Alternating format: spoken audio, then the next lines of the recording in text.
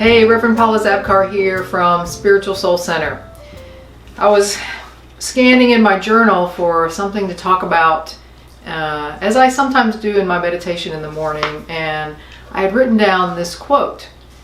And it goes like this: I used to think that I had to wait to be an adult to lead, but I've learned that even a child's voice can be heard around the world.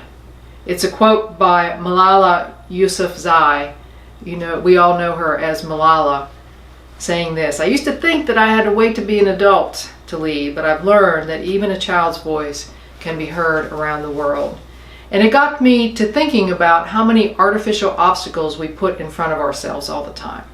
We have to wait. We have to wait for this to be done, for that to happen. And I wonder sometimes if those are real obstacles or artificial ones. We even have some sayings to address that. We talk about don't put the cart before the horse, or don't let the tail wag the dog.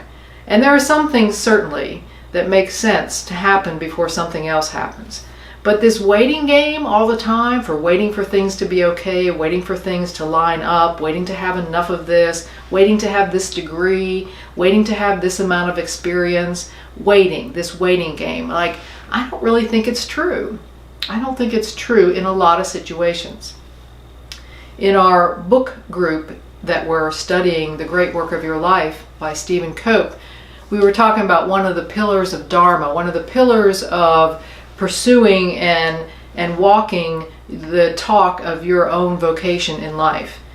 And I asked a question during one of our classes based on what Cope was talking about, is the importance of taking aim and beginning. And you know, every person in the class was able to remember a time when they just took aim and began. It might not have made total sense. It might not have been what we'd been preparing to up until that point, but just to take aim and to begin. To have that desire in us, an urge, a notion, maybe an inspiration, maybe a bit of excitement about something.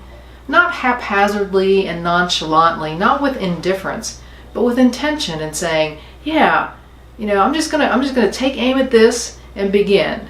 Now, all the folks that responded that way maybe didn't recognize that what they did was that. But it is exactly what all of their examples supported. So I encourage you to consider, is the obstacle I'm placing before myself really an obstacle? Is it something I need to engage and go through? Or is it an artificial obstacle? Is it a story I made up in my mind that may not be entirely true? Something to think about this week from Spiritual Soul Center. Until next time, amen.